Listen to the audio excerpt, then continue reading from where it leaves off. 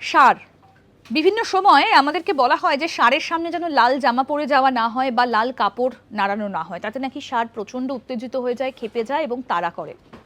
আদৌ কি তাই?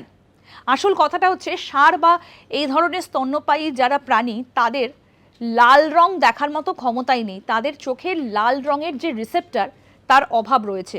ষাঁড় আসলে লাল রং দেখতেই পারে না। তাহলে এই প্রাণীরা কোন কোন রং দেখতে পারে? তারা মাত্র 4টে রং দেখতে পায়। কি কি? হলুদ, সবুজ, নীল এবং বেগুনি রং তারা দেখতে পায়। তার কারণ হচ্ছে ষাঁড় সহ বেশিরভাগ স্তন্যপায়ী প্রাণী ডাইক্রোম্যাট। লাল রংটা দেখার মতো তাদের যে ক্ষমতা, সেটা তাদের নেই। আসলে লাল কাপড়টা ষাঁড়ের চোখের সামনে বা ষাঁড়ের সামনে নাড়ালে যেটা হয়, একটা ভাইব্রেশন সৃষ্টি হয়। সেই ভাইব্রেশনে ষাঁড় ভাবে যে তাকে আক্রমণ করা হচ্ছে বা তাকে আঘাত করতে কেউ উদ্যত হয়েছে। তখন সে আক্রমণকারীকে চারদিকে খুঁজতে থাকে এবং তেড়ে যায়, যে কারণে আমরা মনে করি যে ষাঁড় লাল রং দেখলে ক্ষেপে যায়। আসলে এর কিন্তু কোনো বিজ্ঞানসম্মত ভিত্তি নেই। দেখতে থাকুন আজ তাক বাংলার ইউটিউব চ্যানেল, সাবস্ক্রাইব করুন।